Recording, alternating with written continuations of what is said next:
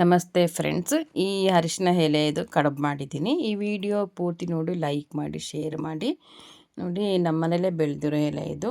3-4 ಸಲ ಮಾಡಿದ್ದೆ, ನಂಗೆ ವಿಡಿಯೋ ಮಾಡೋಕ್ಕಾಗಿರಲಿಲ್ಲ. ತುಂಬ ದಿನ ಆಗಿತ್ತು, ಈಗ ಅಪ್ಲೋಡ್ ಮಾಡ್ತಾಯಿದ್ದೀನಿ.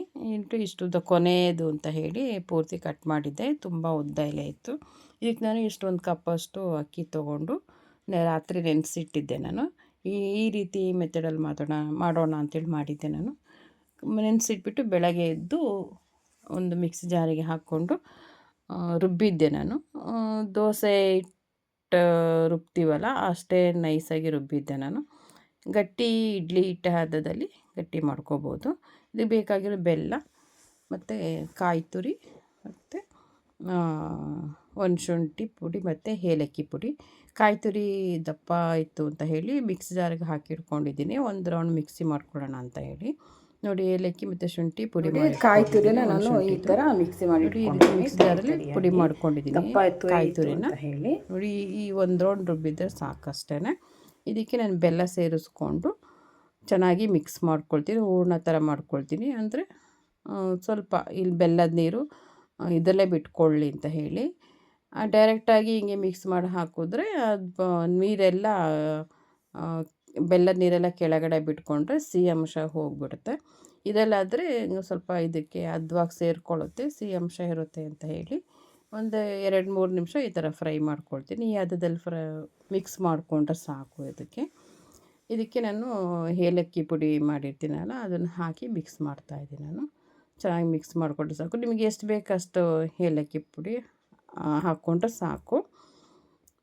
ಈ ಥರ ಮಿಕ್ಸ್ ಮಾಡ್ಕೊಳ್ಳಿ ನೀವು. ಮಾಡ್ಕೊಂಬಿಟ್ಟು ಮತ್ತು ಅರಿಶಿನ ಎಲೆ ತುಂಬ ಉದ್ದ ಇತ್ತು ಅಂತ ಹೇಳಿ ನಾನು ಈ ಥರ ಕಟ್ ಮಾಡ್ಕೊಂಡಿದ್ದೆ. ಇದು ನೀವು ತುಪ್ಪ ಕಾಯಿಸೋಕ್ಕೂ ಹಾಕ್ಬೋದು, ಆರೋಗ್ಯಕ್ಕೂ ಒಳ್ಳೆಯದು. ಹಬೆಯಲ್ಲಿ ಬೇಯಿಸ್ತೀವಿ ಅಂತೇಳಿ. ನೋಡಿ, ಇಷ್ಟು ಉದ್ದ ಇತ್ತು ಅರಿಶಿನ ಎಲೆ, ಹಂಗಾಗಿ ಒಂದರಲ್ಲಿ 2-3 ಬರ್ತಾಯಿತ್ತು.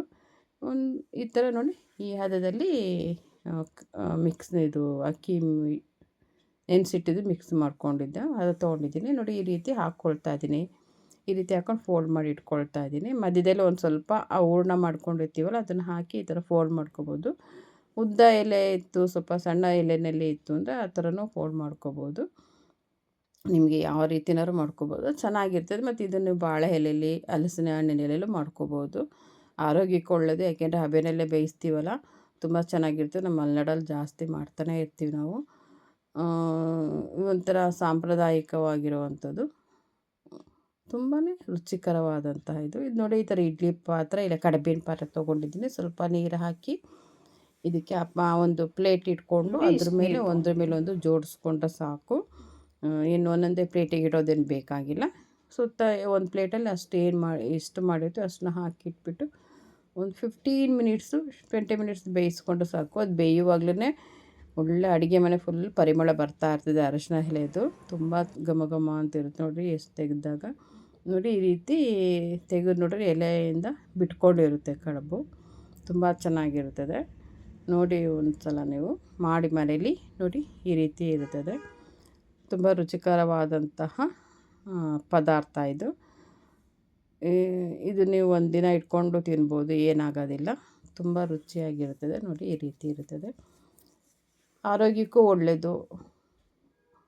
ರುಚಿಕರವಾದಂತಹ ಅರಿಶಿನ ಎಲೆ ಕಡುಬು ಮಾಡಿದ್ದೀನಿ. ನೀವು ಒಂದು ಸಲ ಈ ಥರ ಮಾಡ್ಕೊಳ್ಳಿ. ಅರಿಶಿನ ಎಲೆ ಸಿಕ್ಕಿದಾಗ ನೀವು ತುಪ್ಪ ಕಾಯಿಸೋಕ್ಕೂ ಹಾಕಿ, ತುಂಬ ಚೆನ್ನಾಗಿರ್ತದೆ ತುಪ್ಪ ಕಾಯಿಸುವಾಗಲೂ. ಈ ವಿಡಿಯೋ ನೋಡಿದ್ದಕ್ಕೆ ಥ್ಯಾಂಕ್ ಯು.